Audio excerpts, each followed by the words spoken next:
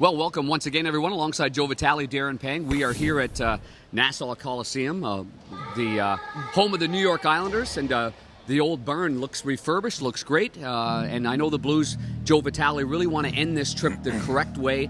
3-1's a really good trip. 2-2 would become a disappointing trip for them the way they started out. Well, I think so, and I think that there's been some ups and downs on this road trip, as every road trip has. And I think the Blues have put all that behind them. They're looking at this game this afternoon, Darren, as an opportunity to walk away from the road trip. 6 points out of 8 would be an incredible feat. You go back to Game 6 of the finals last year after they got shellacked at home. I remember Craig Berube message was saying, hey, if you told me in January we'd be playing for the Stanley Cup final, I'd take it. And, to some regard, I think that's the same thing here tonight. Guys, it's been up and down. Not the best game in Montreal, but we have an opportunity here tonight to go 6 of 8 points on this road trip, and I think the players got to love that.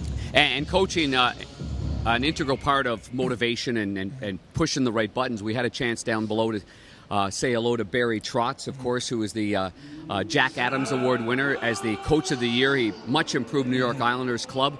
A second time he's won that award, and the runner-up, Craig Berube as well. So we got back-to-back Stanley Cup champions here coaching, and Barry was just saying that his team has been sort of up and down as well. So they're looking to gauge their game this afternoon. By the way, you're right about the time. It's a 12 o'clock Central time, so we're not very far off here. So it's going to be an early start, getting her going, getting the feet going right away. But maybe you as a player that's played in a more recent era than I have, the feeling in the locker room when you know that you've got a big game on hand, you can end it the right way, go to the White House tomorrow. What's it like inside that room? To me, it was always the empty the tank policy when you have this last game, because you start the road. Just take, for example, this road trip. You start in Toronto. There's a lot going on, a lot of family, and then you look at the schedule and like, oh man, then we're going to Ottawa, and then we're going to Montreal, and then we have changed planes to get through customs, and then we're going to the Islanders. It's a lot to take in as a player, but I know these last games, they always came down to emptying the tank. Guys, it's been a good road trip. We've had a lot of fun.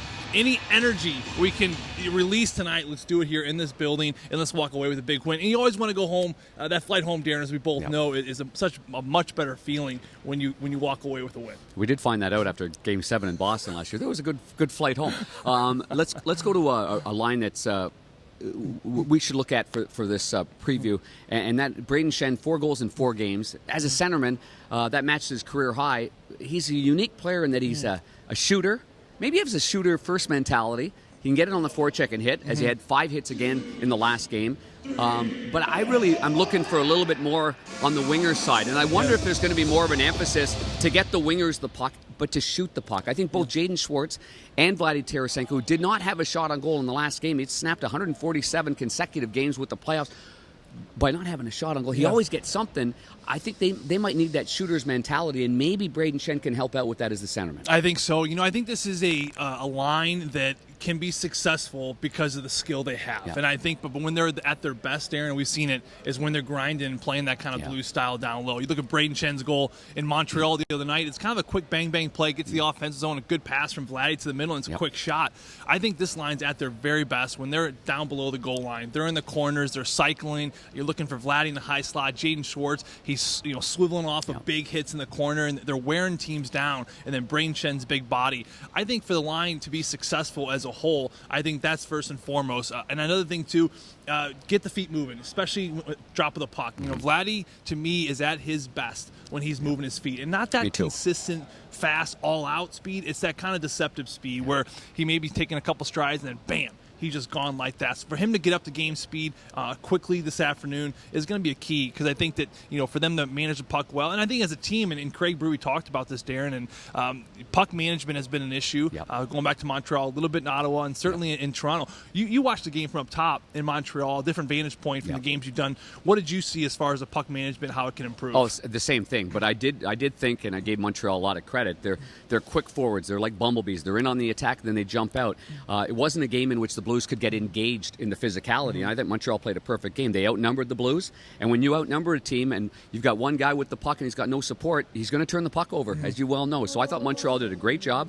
I think this game, though, this afternoon against the New York Islanders, is better suited for the Blues. I think they can get right at their game. I think the Sundqvist line with Barbashev, a little more banging. We see that with Matt Martin on their fourth line. Even though Casey Cizikas is not going to play in this game, they still have Leo Komarov. They've got some guys that'll bang around. And so I think this one here is going to be a punch, kind of a little bit of a punch in the nose fest right here. And I think that's going to suit the St. Louis Blues as well. I couldn't agree with you more, Darren. I think of all 4 games on this road trip, I think the matchup is consistent in the sense that both teams want to play that smash mouth and defensive savvy. And both teams, I think, have been kicked in the jaw a little bit as far as being a little loose defensively. I think both coaches are addressing the team as we got to tighten things up defensively. Both teams were so good defensively last year. And but, it's also, there's some newness. There's some rawness.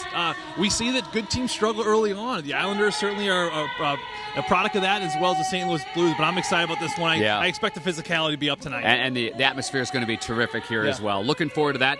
On ESPN, on the radio side, you and Chris Kerber have the call.